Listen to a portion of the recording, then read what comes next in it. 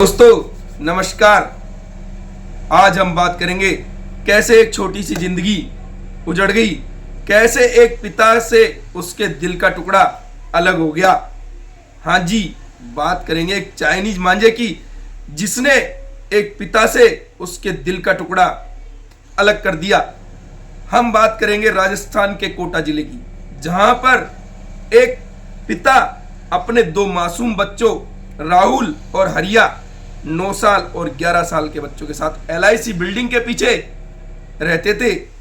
पिता बेचारा काम पर चला जाता है। दोनों बेटे एक पतंग के टुकड़े की चाह में उसे लूटने के लिए दौड़ते हैं। पतंग एक हाई टेंशन तार में जाके अटक जाती है।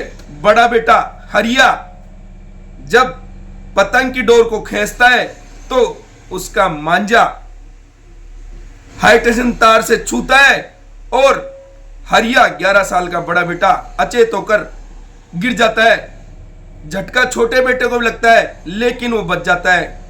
वहां पर भीड़ इकट्ठा होती है और बड़े बेटे हरिया को अस्पताल ले जाया जाता है, लेकिन जब तक उसकी सांसें थम चुकी होती है, पिता का रो रो कर बुरा हाल है। आखिर दोष दिया जाए तो किसे दिया जाए?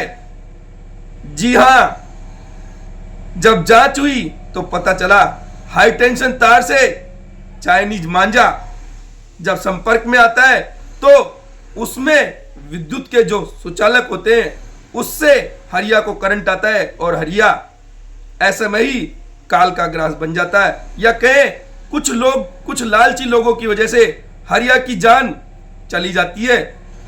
हमारी आप सबों से अपील है कि आप जो चाहे वो करिए, लेकिन इस तरह किसी की जिंदगी के साथ खिलवाड़ मत कीजिए। कुछ लालची लोग कुछ पैसों के लिए जो चाइनीज मांझा बाजार में बेच रहे हैं वो बड़ा ही घातक है। मैं कहना चाहूंगा आप सभी से, अगर आप चाइनीज मांझा कहीं बिकता हुआ या कहीं पर बनता हुआ देखते हैं तो सरकार को सूचना दे। और सरकारों से भी कहना चाहूंगा, प्लीज आप किसी की जिंदगी के साथ इस तरह खिलवाड़ ना होने दे। अगर ऐसे व्यक्ति, लालची व्यक्ति कहीं भी दिखते हैं तो उन्हें कड़ी से कड़ी सजा दी जाए, क्योंकि आज हरिया के पिता का रो रो कर बुरा हाल है और वो कहते हैं कि मेरे बेटे का किसी ने क्या बिगाड़ा था। एक पतंग के टुकड़े के खातिर चाइनीज मांझा जब हाई टेंशन तार के संपर्क में आता है तो बेचारा हरिया करंट लगकर मर जाता है। हम आप सभी से अपील करना चाहेंगे कि आप प्लीज प्लीज प्लीज प्लीज ये जो लालची लोग हैं और ये चाइनीज मांझा जो बेच रहे हैं या फिर बना रहे हैं उनके बारे में सरकारों को बताएं।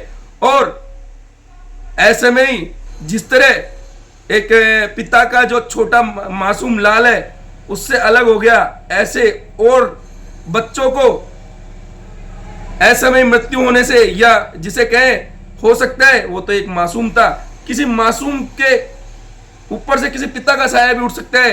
अगर मान लो कोई बाजार जा रहा है या और वो चाइनीज मांझा उस समय उन हाई टेंशन तार के संपर्क में आता है, किसी के गले में लगता है या करंट आता है, तो हो सकता है किसी पूरे घर का जो मुखिया है वो खत्म हो जाए।